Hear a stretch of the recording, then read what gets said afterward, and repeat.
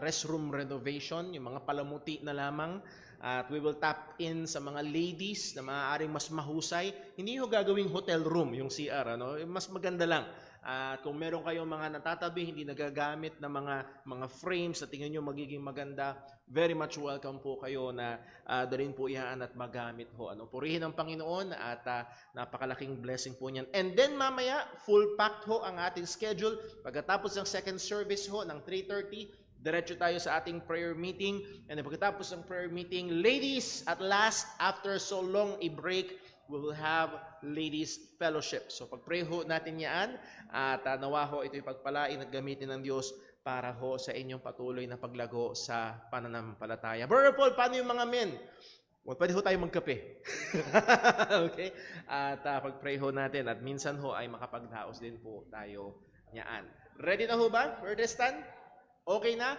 Tayo ho ay tumayong lahat at simulan ho natin ang ating first part, ang ating Sunday School sa pamamagitan ng pag-awit ng napakagandang awitin ito, My Savior's Love. I hope hindi nagiging luma sa atin ang mga kataga na tayo ay minahal ng Diyos.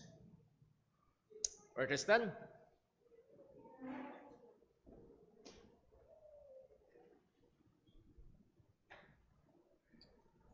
Magandang umaga po sa ating lahat.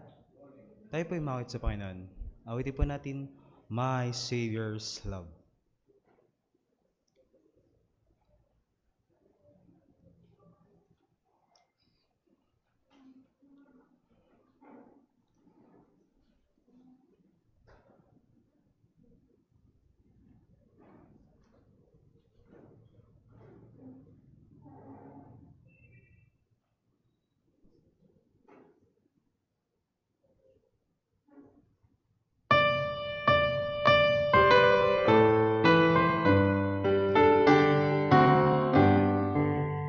I stand amazed in the presence of Jesus the Nazarene, and wonder how he could love me, a sinner condemned unclean.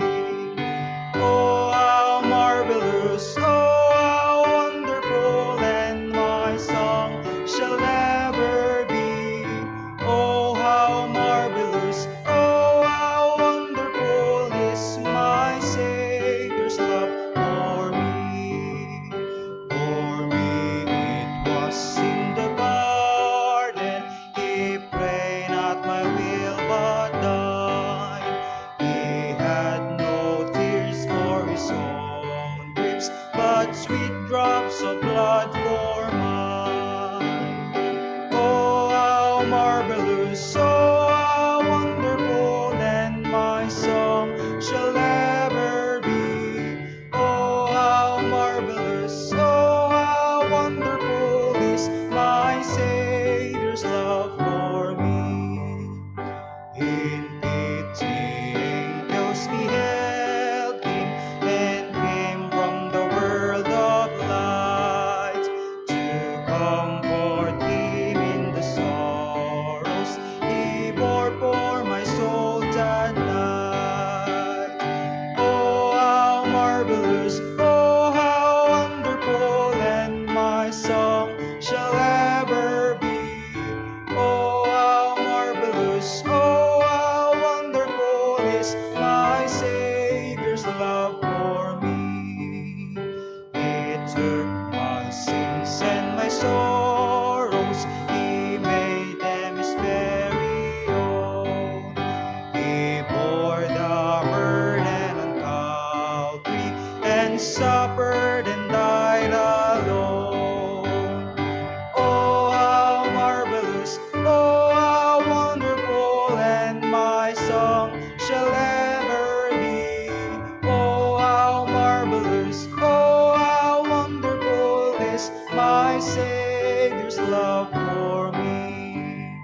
When with the ransom in glory, his face I at last shall see, 'twill be my joy through the ages to sing of his love for me.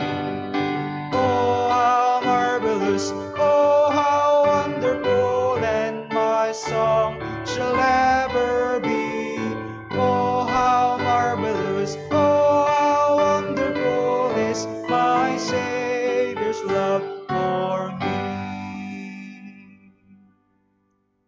Magsipo na pong lahat.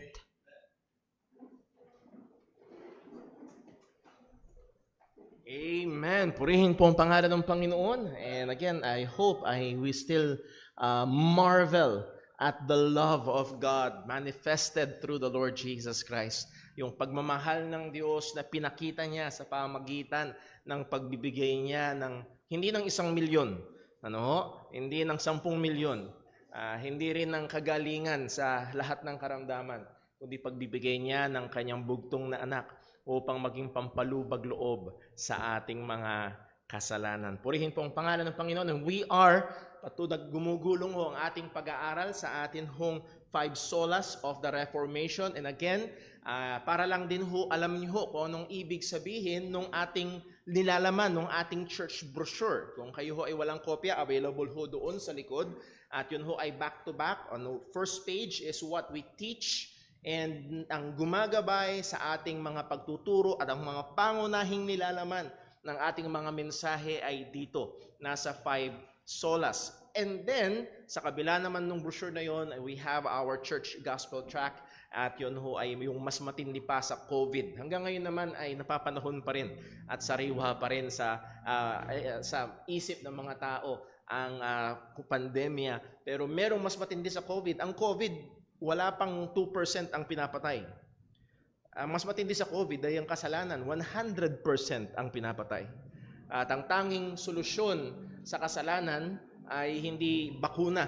Ang tanging solusyon ay magsisi at manampalataya sa ebanghelyo ng ating Panginoong Hesukristo. Well, nevertheless, nagpapatuloy ho tayo sa pag-aaral natin, and I am very excited sa pag-aaral natin ngayong umaga because this will be about the Lord Jesus Christ. This is the second sola. In no particular order, pero ito yung sinunod natin, Christ alone, or sa Latin, solus Christus. Pag-aaralan natin kung ano yan, bakit big thing ito? At bakit hindi totoo ang sinasabi ng marami na, Brother Paul, pareho lang naman yan eh. Diba? Ang daming relihiyon, parehong Bible, parehong Jesus. Makikita ho natin, mula sa labas, maaaring mukhang pareho mula sa labas. Pero pag tinignan natin ng mas malaliman at kinonsidera natin ng mga dapat ikonsidera, makikita natin na hindi pareho, magkaiba. At again, this is not Baptist religion against other religions. That is not the case. Kung naalala niyo, kung nakasama namin kayo nakaraang pag-aaral, sola scriptura. Ano ang tinuturo ng Biblia? Because this is our supreme authority dito ho sa atin hong pananampalataya. Before we go on, tayo ho muna ay manalangin. Let us pray. Panginoon naming Diyos, aming Ama sa langit, kami po ay nagpapasalamat sa iyo, nagpupuri, Panginoon, sa katotohanan na kami ay kinahabagan mo. Na kami, Panginoon, ay patuloy mong sinusustentuhan, hindi lamang, Panginoon, sa aming mga material at pisikal na pangangailangan, kundi, O Diyos, lalo na sa amin na mga mananampalataya, alam namin na kami nagpapatuloy sa pananampalataya dahil lamang sa iyong biyaya. O Diyos, amin pong hinihiling na patuloy mo kaming tulungan ngayon sa amin pong pagnanasa na ganapin ang iyong kalooban na kami patuloy na lumalim sa pagkaalam ng iyong mga katotohanan upang patuloy ang aming mga buhay ay makumporme sa wangis ng aming Panginoong Hesukristo at patuloy din naman naming maipagtanggol ang pananampalataya sang-ayon sa iyong salita. Muli, O Diyos ko, pong gumabay, mag-ingat sa amin at patuloy mo pong luwalhatiin ang iyong dakilang pangalan. At gayon din, O Diyos, amin pong hinihiling na siyasatin mo kami sa anumang mga pagkakasala, pagkukulang, whatever mga ginawa namin, nasabi namin, or even naisip o desires namin na hindi lapat at hindi sang-ayon sa iyong kalooban at mga kautusan. O Panginoon, patawarin mo kami. At gamitin mo ang liwanag ng iyong salita upang i-expose ang aming mga pagkukulang, upang kami ay patuloy na itulak sa pakikipaglaban sa kasalanan at paglilingkod sa iyong dakilang pangalan. Muli, Panginoon, ikaw po ang magligtas at patuloy na magluwalhati sa iyong dakilang pangalan, sapagkat ikaw lamang ang karapat-dapat. Dalangin namin ito sa ngalan ng aming Panginoong Hesukristo. Amen. Well, magkaroon ho tayo ng mabilis na review sa nakaraan nating pinag-aralan. Again, this is the basis. Sola Scriptura. Ang ibig sabihin, Scripture alone. At anong ibig sabihin ng Scripture alone? Nandiyan ho sa ating mga brochure, ang Biblia lang ang pangunahin at pinakamataas or ultimate or supreme na otoridad natin. Hindi ang Pope, hindi ang church, hindi ang mga tradisyon ng church o mga church councils, at hindi rin ang mga pastor. Lalo pa ang mga personal na pahiwatig o pabago-bagong damdamin natin, kundi ang Biblia lang. Okay? So, I hope na unawaan natin yan. Ang Biblia ang pangunahin at pinakamataas. At isa sa implikasyon niya ay ito, ang Biblia ang sukatan kung ang pananampalataya ba o ang gawain ba ay tama o mali. Hindi yung nakasanayan, hindi yung kinalakihan, hindi rin yung kinamulatan, o hindi rin yung gusto natin. Ang basihan, ang panukat, sapagkat ito ang otoridad, ay walang iba kung hindi ang salita ng Diyos. Now, liliwanagin natin, ang ibang mga sources of authority ay meron namang important role to play. Meron ding ibang mga otoridad na mismong ang Diyos ang nagtalaga. Ang iba nga, ang Diyos mismo ang nagtalaga tulad ng otoridad ng mga church elders. Malinaw sa Bible, Ephesians 4, si Jesus ang nagbigay ng mga authority sa church. Gayon din, otoridad ng gobyerno. Romans chapter 13, inuutusan tayo magpasakop sa gobyerno. Otoridad ng mga magulang. Ephesians 6:1, children. Ba't mas alam ng mga magulang? Mas kinukot yata lagi ng mga magulang. I pray and hope kayo mga bata at kabataan, paulit-ulit yung pagbulayan. Children, obey your parents. It is godly to submit. It is godly to obey your parents. And again, nandun yung pagliliwanag in the Lord. At para ho sa kaluwalhatian ng Panginoon. At muli, dahil ang pinakamataas ay ang salita ng Diyos, pero ang Biblia lang ang pangunahin at pinakamataas.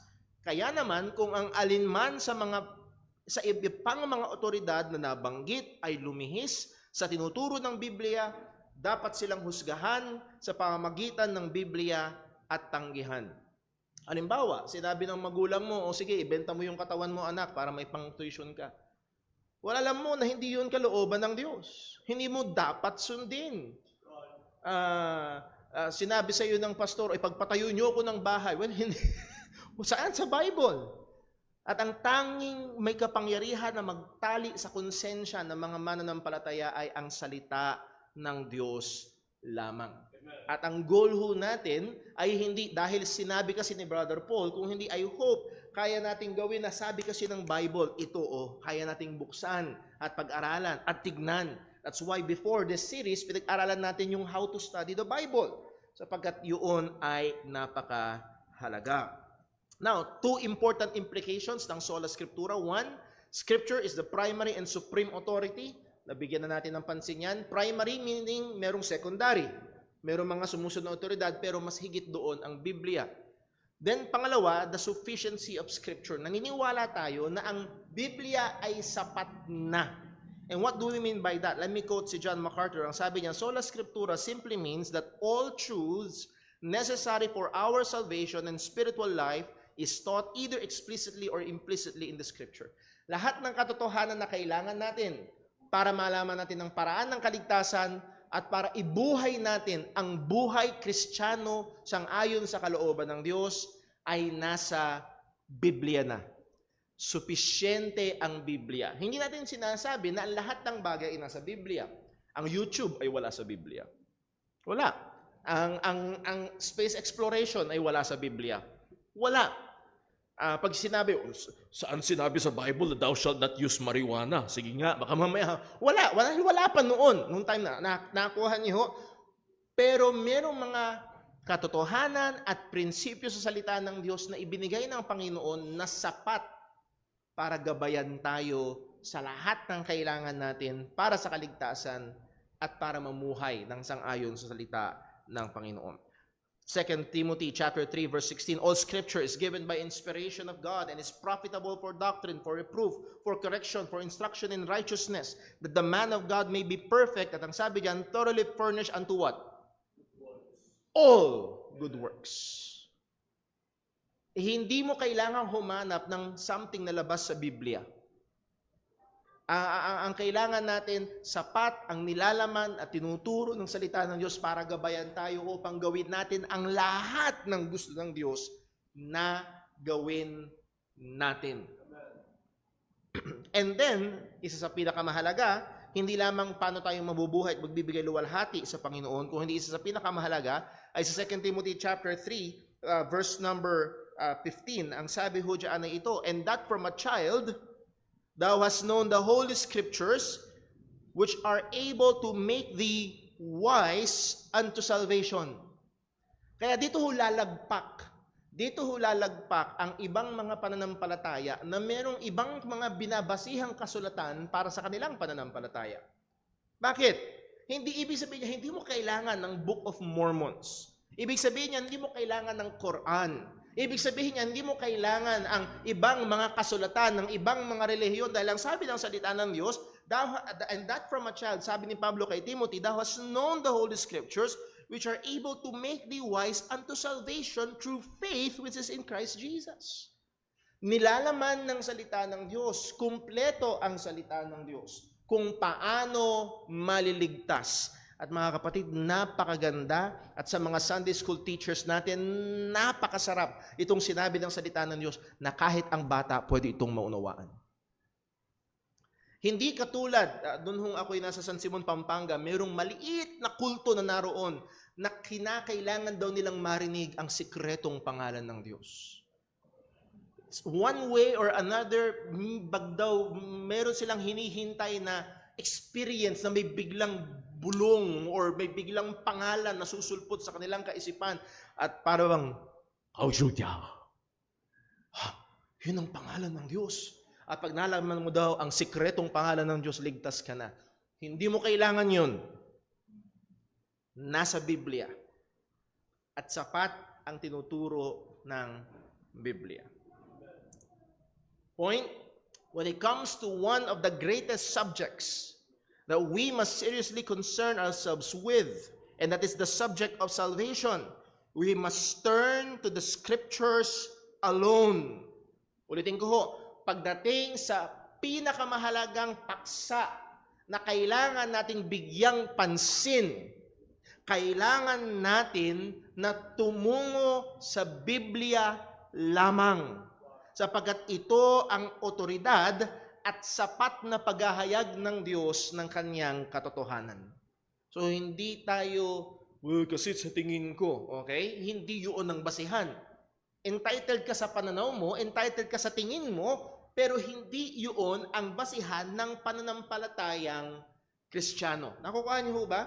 Kapag pagdating sa pananampalataya, ang inyong paraan ng paano ba sasabihin? Ang inyong paraan ng pagrarason ay ito, sa tingin ko.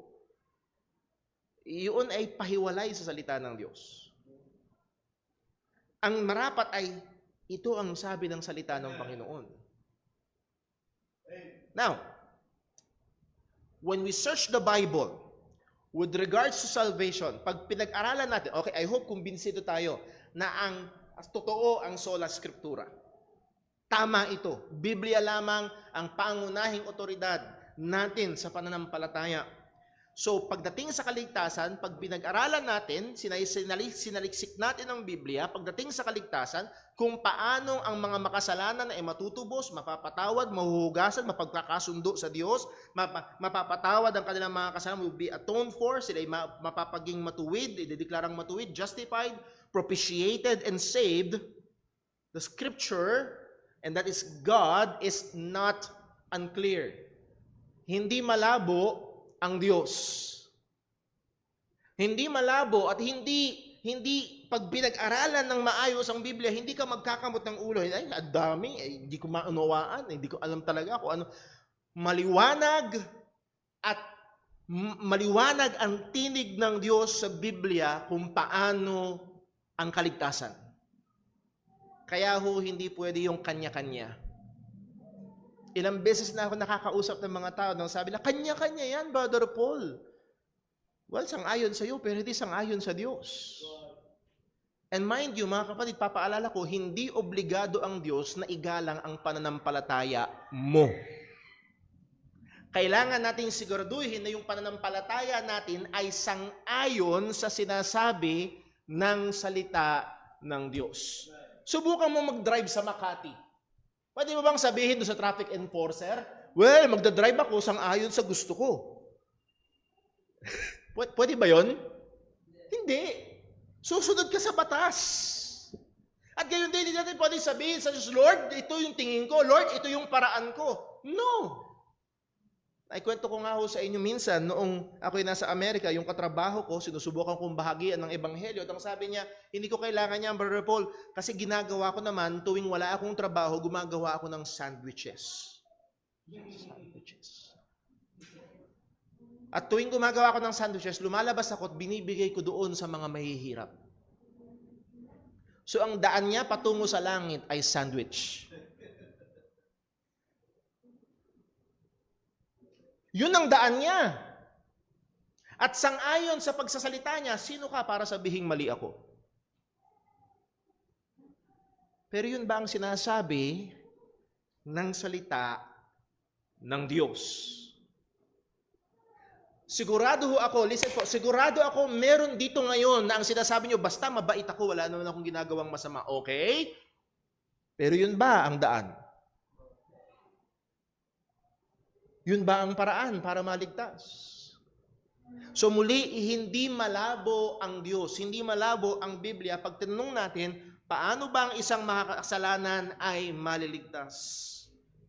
Sa pagtubos at kapatawaran ng kasalanan, mariwanag ang salita ng Diyos. Ang sabi sa Ephesians 1:7, in whom, and that is in Christ, we have redemption through His blood. Sino ba yung tumigis ang dugo?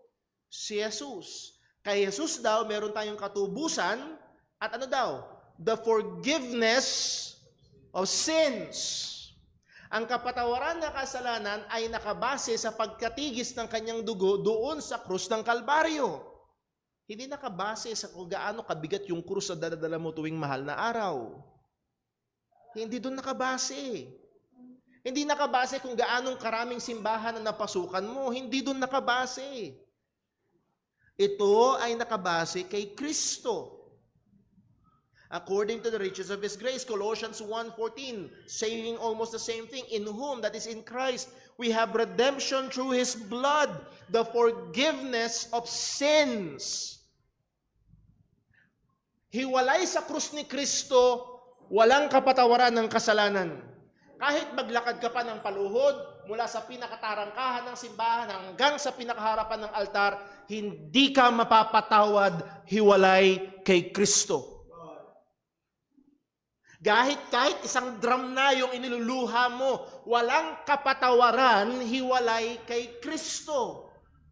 Yun ang sinasabi. In whom we have redemption through His blood, even the forgiveness of sins. Hindi humalabo. Malinaw. Romans 3 verse 24, being justified freely by His grace through the redemption, yung pagtubos, nasaan? That is in Christ Jesus. Take note, in whom, in Christ Jesus. Hebrews chapter 9 verse 11, but Christ, being come an high priest of good things to come by a greater and more perfect tabernacle, not made with hands, that is to say, not of this building, neither by the blood of goats and calves, but by His, sino yung His? Christ, Jesus, by His own blood, entered in once into the holy place, having obtained eternal what? Redemption for us. So pag tinigsan mo ang Biblia, pagdating sa pagtubos, redemption. Pagdating sa kapatawaran ng kasalanan, it is Christ, Christ, Christ. Amen. Hindi humalabo. Pagdating sa paghuhugas, pagdating sa paglilinis ng ating mga kasalanan, John 1:29, the next day John seeth Jesus coming unto him and saith, Behold the Lamb of God, which taketh away the sin of the world. Pamilyar yan sa marami. Kordero ng Diyos na nag-aalis. Ano kasunod? Hindi si Maria ang mag-aalis ng kasalanan. Hindi yung penitensya mo ang mag-aalis ng kasalanan. Hindi yung daang-daang libong kandila na sinisindihan mo ang mag-aalis ng kasalanan. Ang kordero ng Diyos ang mag-aalis ng kasalanan. Hindi ito malabo, mga kapatid, mga kaibigan. Hindi rin yung sandwich ang mag-aalis ng iyong kasalanan. Titus chapter 2 verse 14, who, and that is Jesus, who gave himself for us that he might redeem us from all iniquity and to purify unto himself a peculiar people. Listen, hindi sinabi ni Jesus, okay, linisin mo yung sarili mo bago kita tanggapin. No, it is Him who purified for Himself. Siya ang naglinis. At paano tayo nilinis? Sa pamamagitan ng kanyang dugo. Reconciliation, pakipagkasundo. Tayo noon ay kaaway. Ang sabi sa Romans chapter 5 verse 10, for when we were enemies. Ito ang katotohanan, kung ikaw ay hindi Kristiyano, kaaway ka ng Diyos. Kung ikaw ay hindi totoong mananampalataya, kaaway ka ng Diyos. Yun ang kalagayan nating lahat bago tayo nakakilala kay Kristo. Pero ang sabi ng salita ng Diyos, for if when we were enemies, we were reconciled to God. Paano tayo na ipagkasundo sa Diyos? By the death of His Son. Hindi mawawala yung alitan sa pagitan mo at ng Diyos sa pamamagitan ng pagsusumikap mo sa relihiyon. It is by the death of His Son. Sa 2 Corinthians chapter 5 verse 18, and all things are of God, who hath reconciled us to Himself. How? By Jesus Christ. I hope nakikita nyo na yung tema. By Jesus, by Christ, through Him, in whom it is always through the Lord Jesus Christ. Pagdating sa atonement sa Romans chapter 5 verse 11, and not only so, but we also joy in God through our Lord Jesus Christ, by whom, that is by Jesus Christ, we have now received the atonement. Ang katubusan ng ating mga kasalanan ay sa pamamagitan lamang ni Kristo Jesus. Justification, upang tayo ideklarang matuwid ng Panginoon, upang tayo hindi hatulan at tumanggap ng parusa. Ang sabi ng Romans chapter 3 verse 14, being justified freely by His grace through the redemption that is what? In Christ Jesus. Galatians chapter 2 verse 16, knowing that a man is not justified by the works of the law, but by the faith of or in Jesus Christ. Even we have believed in Jesus Christ, that we might be justified by the faith of or in Christ, and not by the works of the law. Hindi sa pamamagitan ng gawa ng kautusan, hindi sa pamamagitan ng paggawa mo ng mabuti, ito ay sa pamamagitan ng pananampalataya. Again, kanino? Kay Kristo Jesus. Ikaw ay idideklarang matuwid ng Diyos. Ikaw ay mapapatawad. Ikaw ay mahuhugasan. Ikaw ay pagkakasundo sa Diyos sa pamamagitan ni Kristo Jesus. Propitiation. Isa to sa mga paborito kong salita sa Bible. Propitiation. Ang ibig sabihin ng propitiation ay pampalubag loob. Sa mga mister, maaaring nagawa nyo na yan. Meron kayong nagawa na hindi tama. Uuwi kayo ng bahay, pero alam nyo, kaysa salubungin kayo ng toro, meron kayong bibilhin na pampalubag loob. Bulaklak, paboritong ulam, o kung ano man, tsokolate, basta pampalubag loob. At ang sabi ng salita ng Diyos, and He is the propitiation for our sins. Siya ang pampalubag loob para sa ating mga kasalanan. Anong implication yan? Dahil ang Diyos ay galit sa kasalanan. At ihiwalay sa pampalubag loob, haharapin mo ang puot ng Panginoon. Naalala ko ho, meron akong kausap nung minsan, at tinanong niya sa akin, Brother Paul, nahirapan kaya si Lord na magpatawad? Tayo kasi pag nagpapatawad, minsan napakahirap. Ganun din kaya ang Diyos? At ang sagot ay no. No, hindi nahirapan ng Panginoon na tayo'y patawarin dahil sapat ang ginawa ni Jesus na pampalubag loob para sa ating mga kasalanan. Siya ang pampalubag. He is the propitiation for our sins. Romans chapter 3 verse 10, being justified freely by His grace through the redemption that is in Christ Jesus, whom God hath set forth to be a propitiation through faith in His blood. At pag tinanong mo ang Bible, paano ba maliligtas? Ang sabi ng salita ng Diyos, sabi ni Pablo, moreover, brethren, I declare unto you the gospel which I preached unto you, which also ye have received. So dineklara niya, tinuro niya ang ebanghelyo na kanyang ipinangaral na dati, na tinanggap nila. At ang sabi ni Pablo, verse number 2, by which also ye are saved. So how are they saved? Paano sila naligtas? By the gospel. Anong sabi ng salita ng Panginoon? If ye keep, and a very unfortunate translation, yung word na memory ay wala sa original na Greek. Hindi ibig sabihin kabisado mo ang ebanghelyo, ligtas ka na. If ye keep, at ang ibang translation niya, if you hold fast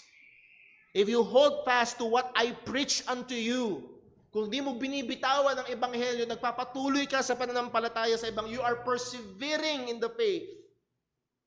Ang sabi ni Pablo, unless you have believed in vain. Kahapon ho, sa Bible study sa Tricycle Team, pinag-aralan namin ito, yung salitang vain. Ang ibig sabihin ng salitang vain is empty, hollow, walang laman. Nasubukan nyo na ho siguro yun. Pagdating nyo sa bahay, merong container sa mesa. Paborito mong flavor ng ice cream. Pagbukas mo, tilapia. Buti sana kung may tilapia. Ay, paano pagbukas mo walang laman? Ay, ano ba naman to? Walang laman. At maraming mga tao, ang sabi ng salita ng Diyos, may pananampalataya pero walang laman. Nagpapakilala ang Kristiyano pero walang laman. Hindi totoo. Now, paano sila naligtas? Sa pamamagitan ng Ebanghelyo. Nung sila'y sumampalataya sa ano ang Ebanghelyo? Verse 3, sabi ni Pablo, for I delivered unto you first of all, which I also received, how that what? Christ. The gospel is about Christ.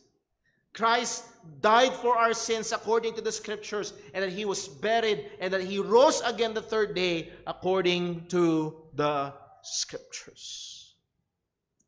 Anong tinanong sila Apostol Pablo at si Silas sa Acts chapter 16 verse 30? At tinanong sila nung tagapagbantay sa kulungan and brought them out and said, sirs, what must I do to be saved? Anong kinakailangan kong gawin upang maligtas? Maaaring meron naririto ngayon. Yun ang tanong mo. Well, brother po, sa dami ng yung sinasabi, ano bang gagawin ko para ako maliligtas? Ang sabi ng salita ng Panginoon, and they said, believe on the Lord Jesus Christ. And again, gusto ko lang uliwanagin, yung word na Christ diyan ay hindi apelido ni Jesus. Yung Christ ay titulo. Believe that Jesus is the Christ. Manampalataya ka na si Jesus ang Mesiyas. Manampalataya ka na si Jesus ang tagapagligtas. At para ka maligtas, siya'y namatay sa krus para sa iyong mga kasalanan. At purihin ng Diyos, siya'y nabuhay na muli. At ang sabi ng salita ng Diyos, manampalataya ka sa Ebanghelyo ni Kristo, and thou shalt be saved. And thy house. Paano ka maliligtasin muli, mga kapatid? Kahit ang bata ay kailangan at pwedeng maunawaan ito, kailangan nila si Kristo Jesus para sila maligtas. Hindi ho malabo ang Bible. Tuloy-tuloy, si Jesus, si Jesus, si Jesus. So pag in-apply natin ang sola scriptura at tinanong natin ang Bible, ano ba ang paraan para maligtas? Ituturo ka ng Biblia, consistent, walang iba, si Kristo. Hindi siya isa sa mga siya lamang. At lahat ng ito ay para i-introduce ang katotohanan ng solus Christus. Christ alone. Bakit ito issue. At muli, sabi ng iba, bakit big deal, Brother Paul? Lalo na nung Reformation. Bakit big deal? Kasi, Brother Paul, di ba, si Jesus din naman ang tinuturo ng iba, si Jesus din naman. At muli, kung pupunta tayo sa pinaka-konteksto natin historically, nung 1500s, sa namamayanang relihiyon ng Roman Catholic Church, bakit naging issue ang Christ alone? Well, sapagkat merong ibang tinuturo ang nangungunang relihiyon. As people went back, naalala nyo, ad fontes, as people went back to the Bible and learn what it teaches about salvation, they immediately recognized the difference from the doctrines of the Roman Catholic Church. Kaya merong, dun nag-ugat yung mga tinatawag na protestante. Bakit meron ganun? Sapagkat nung naging available ang Biblia, nung pinag-aralan nila ang Biblia, particularly patungkol sa kaligtasan, nakita nila na may malaking pagkakaiba. Warning, ang RCC, ang Roman Catholic, do claim, mayroon silang claim, that they believe that salvation is found in Christ alone. Bakit may open and close parenthesis, quotation, malalaman niyo. Let's read from Catholic.com, website mismo nila. The Church, or the Roman Catholic Church, understands that we are all sinners in need of a Savior. So far, tama. We are inheritors of original sin and all its consequences, and by actual sins we distance ourselves from God. Sounds okay. We can't save ourselves, so we can't save ourselves, we don't need to. Hindi natin kayang iligtas ang ating sarili, at hindi mo daw kailangang iligtas ang iyong sarili. Bakit daw? Jesus Christ has paid for the price of our sins. Wow! The Catholic Church teaches that salvation comes through Christ Jesus alone, and they quote the same verse. Since He is the one or only mediator between God and man. Kaya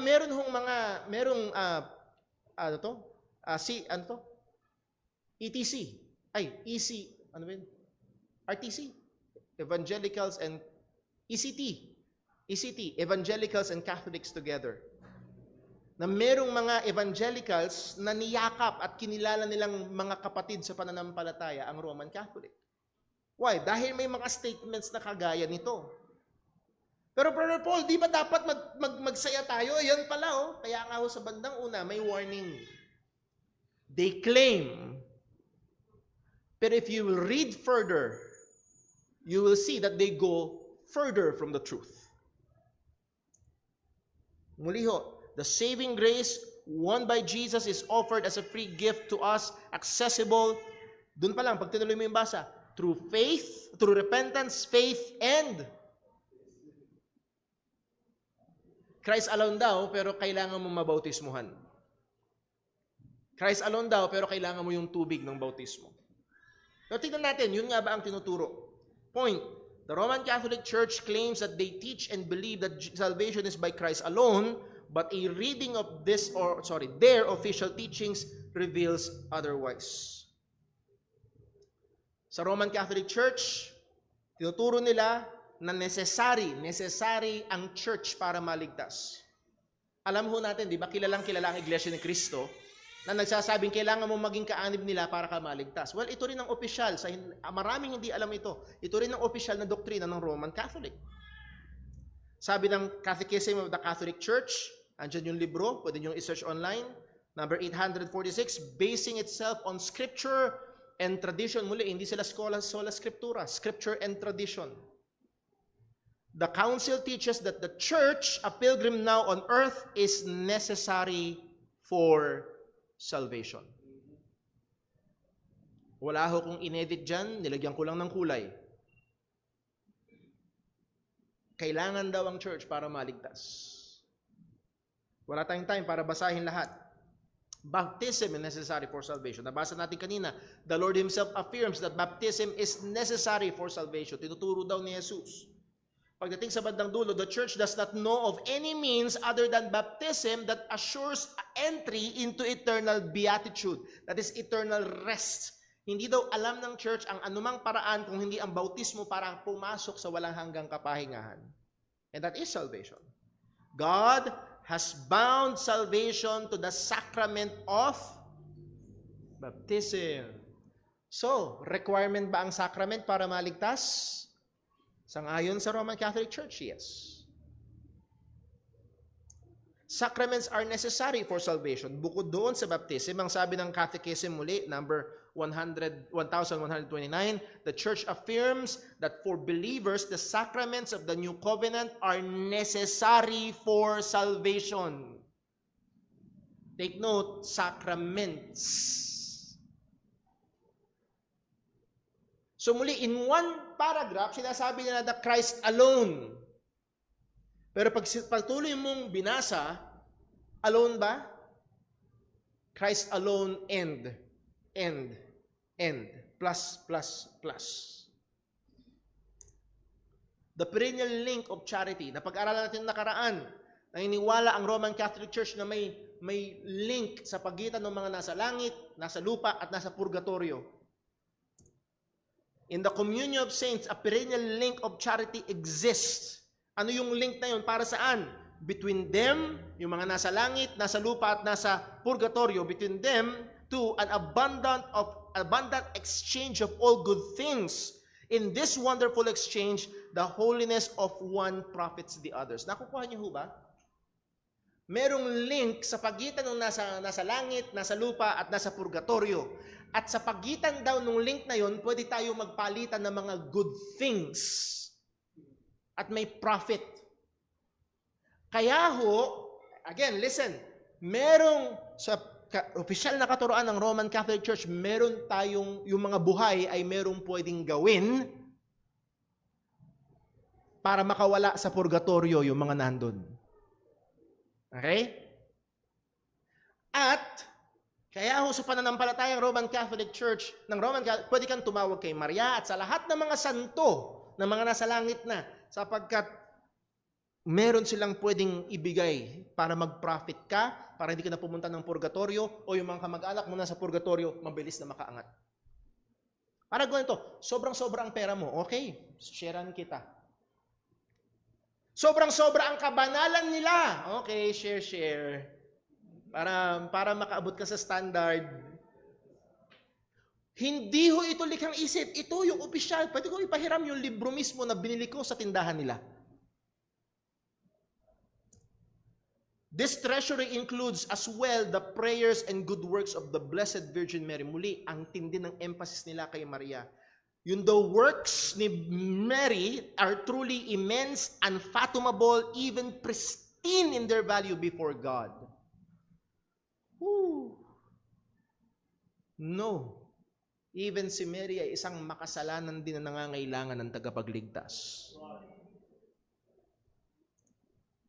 Indulgences can save.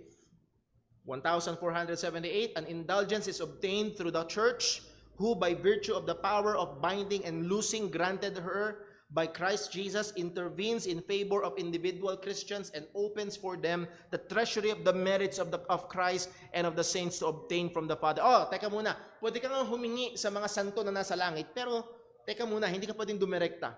Kailangan mong dumaan sa mga pari o sa church at maka-acquire ka ng indulhensya. At madalas, lalo na historically speaking, yun ay sa pamamagitan ng pera o mga mabubuting gawa. At ang nangyari, merits of Christ and of the saints to obtain from the Father of mercies the remission of temporal punishment due for their sins. At yung temporal punishment, madalas pumapatungkol sa purgatorio. Para ka makaalis sa purgatorio. Para yung kamag-anak mo na sa purgatorio, makawala na doon at makadiretso na sa langit. Pwede ka mag-acquire ng indulhensya. Thus, the church does not want simply to come to an aid of these Christians, but also to spur them to works of devotion, penance, and charity. Nawala. 1479, since the faithful departed now being purified are also members of the same communion of saints, one way we can help them is to obtain indulgences for them. Yung mga tapat, pero hindi sila ganun katapat. Nasa purgatorio sila eh. Para makatulong ka sa kanila, mag-obtain ka ng indulgence. Ipagpamisa mo. So the temporal punishment due to their sins, again, yung temporal punishment pertaining to purgatory. Grace can be merited. At ito ang isa sa pinaka Catechism number 2027, moved by the Holy Spirit, we can merit for ourselves, at kung masipag ka, and for others, all the graces needed to attain eternal life. Christ alone ba? No. As well as necessary temporal goods. Anong sabi ng salita ng Panginoon? Ikumpara natin, ano? Ang sabi ng Roman Catholic Church, we can merit for ourselves and for others all necessary graces needed to attain eternal life. Kaya mo daw makakuha ng sapat na biyaya para maligtas ka at para din sa iba. Anong sabi ng salita nito sa Romans 11 verse 6? And if by grace, then it is no more of works. Otherwise, grace is no more grace. Mga kapatid, once na hinaluan mo ng gawa ang biyaya, hindi na yun biyaya. Ang sabi, but if it is of works, then it is no more grace. Otherwise, work is no more work. Pagdating sa kaligtasan, hindi mo pwedeng paghaluin ng biyaya at gawa. It's either gawa at bahala ka sa sarili mo, or biyaya ng Diyos ang lahat ang gagawa pagdating sa kaligtasan. At salamat sa Diyos, biyaya ng Diyos ang kaligtasan. Bakit? Dahil hindi natin kayang iligtas ang ating mga sarili. So malinaw na ito ay hiwalay sa salita ng Panginoon. Ultimately, mga kapatid, si Kristo at Ebanghelyo ay hindi kailangan. Hindi kailangan si Jesus. And sad to say, mga kapatid, maaaring meron dito, ikaw ay lumaki na basta mabait ka lang, pupunta ka sa langit. Lumaki akong ganun. Tama ba? Basta mabait ka lang, wala kang ginagawang masama, pero meron. Hindi masyado. Hindi ka pumapatay, hindi malalaki yung kasalanan mo, konti lang, yung pagnanakaw mo, pakonti-konti lang, hindi masyadong garapalan. At maaaring meron dito, yun ang paniniwala, basta ikaw ay mabait, nagsisimba kahit papano, nagdadasal gabi-gabi, pupunta ka sa langit. Ito ang question, nasaan si Jesus? Basta pala mabait ka lang eh. Hindi mo kailangan si Jesus. At ang sabi ng Roman Catholic Church, this affirmation is not aimed at those who through no fault of their own do not know Christ and His church. Those who through no fault of their own do not know the gospel of Christ or His church, but who nevertheless seek God with a sincere heart and moved by His grace, try in their own what? Actions to do His will as they know it through the dictates of their conscience. Those two may achieve eternal salvation. So yung mga kasuluk-sulukan na lugar ng China o ng Mongolia o ng Africa na walang missionary, walang salita ng Diyos, wala doon ang Roman Catholic Church, at basta yung mga tao doon sincere at pinipilit sundin yung kanilang konsyensya na maging malinis, papasok sila sa langit. Teka muna, di ba anong sabi ni Jesus? Ako ang daan, ang katotohanan at ang buhay. Walang sinuman ang makakaparoon sa Ama, kundi sa pamamagitan ko. So mga kapatid, tigilan natin ang pagsuporta sa misyonaryo. Bakit? Hayaan na lang natin sila. Pwede naman pala silang maligtas. Basta, sundin lang nila ang kanilang konsensya. No. Kailangan nila si Kristo. So, kaya ho ito big deal. Kaya ito malaking issue. Kaya nung panahon ng Reformation, nung binuksan ng mga tao, nung naging available sa kanila ang Bible, nakita nila, it's Christ, it's Christ, it's Christ, it's Christ. And then kinumpara nila doon sa ng mamayaning relihiyon ng panahon na yon. Teka muna, hindi si Kristo lang ang tinuturo. Merong ibang paraan. Na hindi lang ho yun. On the other side, mayroong ibang tinuturo ang Roman Catholic Church sa paraan ng kaligtasan at meron silang itinatakwil The Council of Trent held noong 1545. Ito'y tugon nila dun sa Reformation. Meron silang mga inanathemize. Hindi initemize, inanathemize. Pagdating sa anathema, ibig sabihin, let them be accursed. Ito ay patungo sa impyerno, sa madaling salita. Ano yung mga patungo sa impyerno? Canon number 9 ng Council of Trent. If anyone say that the sinner is justified by faith alone, meaning that nothing else is required to cooperate in order to obtain the grace of justification. So kailangan mo daw may gawin at magkapag-cooperate ka to gain the grace of justification. And that is not in any way necessary that he be prepared or disposed by any action of his will. Let him be anathema. That's why we cannot have evangelicals and Catholics together. Kasi we believe that justification is by faith alone. In Christ alone. Kaya hindi pwedeng maging magkapareho. Kasi magkaiba. Magkaiba. Canon number 11, if anyone say that men are justified either by the sole imputation of the justice of Christ or by the sole remission of sins, kung ito lang daw ang pinagtitiwalaan mo, yung katuwiran na mula kay Kristo at yung kasalanan mong hinugasan ni Kristo, kung yun lang daw ang pag-asa mo at yun ang tinuturo mo, to the exclusion of the grace and the charity which is poured forth in their hearts by the Holy Ghost and remain in them, or also that the grace by which we are justified is only the good will of God, let him be anathema. Papunta ka daw ng impyerno. Canon number 30, if anyone saith that after the grace of justification has been received, to every penitent sinner the guilt is remitted, and the debt of eternal punishment is blotted out in such a wise that there remains not any debt of temporal punishment. That means, dinedenay mo ang purgatorio. Temporal punishment, almost always about purgatory. Wala ka na daw kailangan gawin. Sapat na ang ginawa ni Kristo, at dinedenay mo na kailangan pa ng further cleaning sa purgatorio. Kung dinideny mo ang purgatorio, temporal punishment to be discharged either in this world or the next in purgatory, before the entrance to the kingdom of heaven can be opened to him, let him be anathema.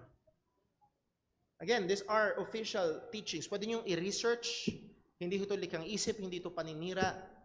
Ito ay turo mismo ng Roman Catholic Church. We, as believers of the gospel, stand on Christ alone. Solus Christus. Walang dagdag na sakramento, walang dagdag na gawa dahil hindi natin kaya. Anong ibig sabihin ng Solus Christus? Jesus Christ alone is our Lord, Savior, and King. Or, better, Prophet, Priest, and King. And ang kaligtasan ay tanging nakasalalay sa natapos ng gawa ni Jesus bilang tagapamagitan natin ayon sa nangyari sa kasaysayan. Tanging ang kanyang buhay na walang kasalanan at ang paghahandog ng kanyang sarili sa krus bilang kapalit natin o substitutionary atonement ang sapat para maituring tayo na matuwid, justification sa harapan ng Diyos. At anumang gospel o ibang paraan ng kaligtasan na hindi kinikilala o tinatanggi ang mga katotohanang iyon ay isang false gospel na hindi makakapagligtas ng sinuman. At maganda ho yung brochure natin in that language, kaya kahit hindi masyadong fluent sa English, makukuha. Pero yung mga mahalagang salita, pinanatili natin dyan, na naniniwala tayo na ang ating kaligtasan ay nakasalalay sa tagapagligtas lamang. Naalala ko ho, may kausap ko minsan, tinanong ko siya, Nay, sinong tagapagligtas? Sabi niya, sino? Kung kayo tatanungin, sinong tagapagligtas? Sino? Si Jesus. Meron pa bang iba? Wala na. So, ibig sabihin, nakasalalay lamang sa Kanya ang ating kaligtasan. At kung merong iba pa, hindi yun totoong ebanghelyo. Yun ay maghahatid sa kapahamakan. We stand with the apostles. Ang sabi sa Acts chapter 4 verse 10, be it known unto you all, and to all the people of Israel, but that by the name of Jesus Christ of Nazareth, Ayaw ni Pedro na mamali sila. Maraming Jesus. Hanggang ngayon, may nasa-service ng IC, Jesus ang pangalan. Para hindi ka maligaw, Jesus na taga Nazareth. Hindi lang yon yung pinako. Hindi lang yon yung nabuhay muli. Iisa lang yon, walang iba. Sa pamamagitan ni Jesus, Jesu Kristo na taga Nazareth, na inyong pinako sa krus, na binangon muli ng Diyos mula sa mga patay, even by Him that this man stand before you whole. This is the stone which was set at naught of you builders, which is become the head of the cornerstone. At ang sabi ng mga apostol, neither is there salvation in any other. Walang kaligtasan sa iba. Subukan mo mang hanapin, wala kang makikita, mabibigo ka lang. Neither is there salvation in any other, for there is none other name under heaven given among men whereby we must be saved. Meron lamang iisang pangalan, meron lamang iisang tagapagligtas. Siya na napako sa krus, namatay, at muling nabuhay. Paano ka maliligtas? Magsisi ka sa iyong mga kasalanan at manampalataya ka sa Panginoong Jesus at maliligtas ka. Solos Christus. Itutuloy ho natin next Sunday. Meron ho ba may tanong? Question? Mayroon ho bang galit? Wala naman. Si Barry po, dito sa harapan.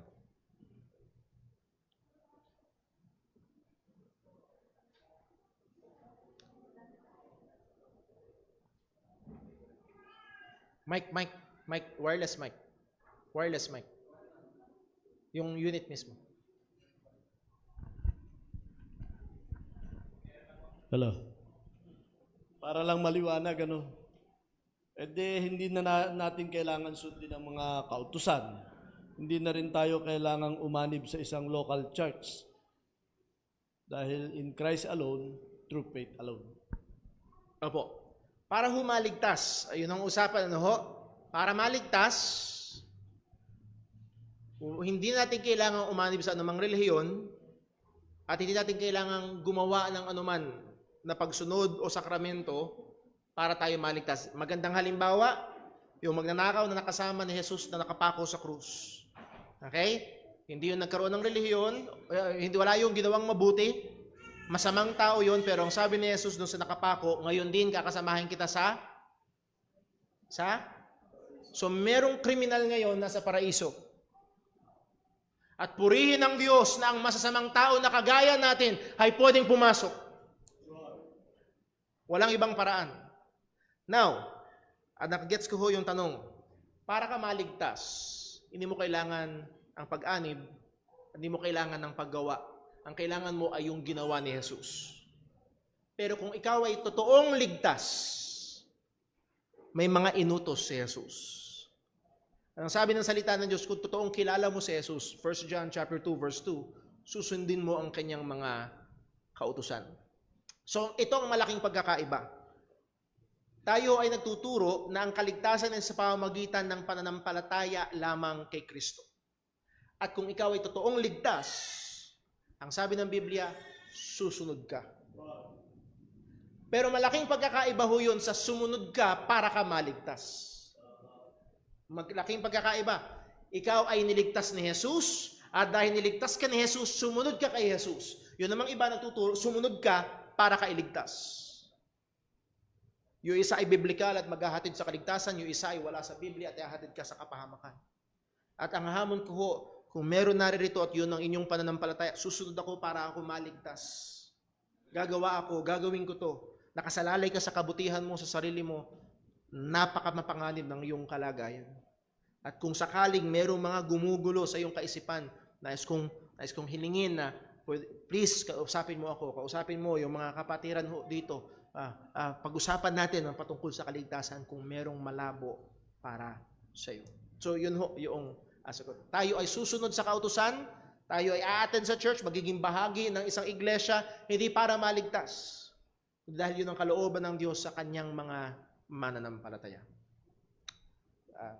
Doon po sa likod. Baka online ho, meron ng tanong online. Wala naman. Sige po, si Brother Darren. Good morning po. Paano po natin may a-apply ang Solus Christus, ang in Christ alone, sa mga mananampalataya doon sa Old Testament? Okay. Ang tanong ho ay yung mga mananampalataya sa lumang tipan at napakaganda. Dahil pinag-aralan natin last Sunday, kung naalala nyo, sa Hebrews chapter 11, na yung mga mananampalataya doon, ang sabi ng salita ng Panginoon, nananampalataya sila pero hindi na tinanggap yung pangako. At yung pangako na yun ay ang pangakong Mesiyas. That is, hindi nila inabutan. Pero sa atin, ang napakaganda, so much better. Sangayon sa Biblia, better tayo kaysa kay Abraham. Bakit? Kasi dumating na yung ipinangako. Kaya yung Hebrews chapter 12 verse 2 ay napakaganda sa akin ngayon. Looking unto Jesus, the author and finisher of our faith. Muli, hindi yun nagawa ni Abraham, ni Moses o ni David. No. Tayo lamang ang pwedeng tumingin kay Jesus dahil dumating na si Jesus. Now, pagdating sa mga mananampalataya ng lumang tipan, sila'y nanampalataya sa ebanghelyo na sinabi sa kanila ng Panginoon. Kagaya na lang kay Abraham, nang sabi sa book of Galatians. And Abraham believed God and was counted for him for righteousness. Ano yung sinampalatayanan niya? Sabi rin ni Pablo, Abraham believed the gospel.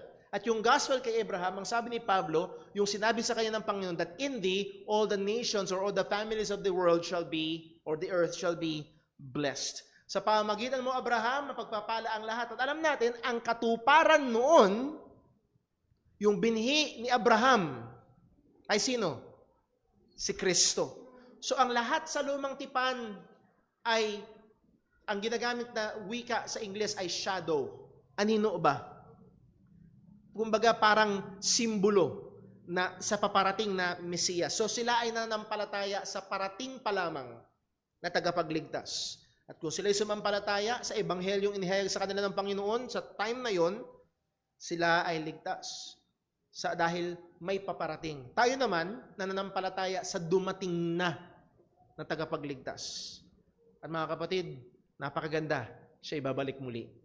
Baka mamaya yon. Pero sigurado siya ibabalik muli. At nawa, masumpungan tayo ng Diyos sa nagtatapat. For that, hanggang doon na lamang po siguro yung ating question and answer muli. Kung meron may tanong sa inyo tungkol sa kaligtasan, pwede nyo akong lapitan, sila Brother Daryl, sila Brother Patrick dyan, at iba pa natin mga kapatid, sila Brother Boy, pwede natin pag-usapan ang tungkol sa kaligtasan kung meron ho kayong question. Let's pray. Panginoong Diyos, aming Ama sa langit, salamat po sa biyaya mo, salamat sa salita mo, Lord, na nagpakita sa amin na ang kaligtasan ay sa pamamagitan lamang ng iyong bugtong na anak na yung pinagkaloob ang aming Panginoong Hesukristo. At kami nagmamakaawa, Panginoon, sa bawat isang naririto, mula sa mga bata hanggang sa matatanda na naririto, Panginoon, nawa, buksan mo ang kanilang mga mata, na makita nila, Panginoon, ang sinasabi ng iyong salita, hindi ng relihiyong ito, hindi ng pastor na ito, kundi ang sinasabi ng iyong salita, na tanging ang kaligtasan, o ang kaligtasan ay tanging na kay Kristo Jesus lamang. Muli, ikaw pong magpala, maging sa time ng aming fellowship, ikaw po ang maluwalhati. In Jesus' name we pray. Amen. Meron ho tayong break time hanggang 10:05. God bless po.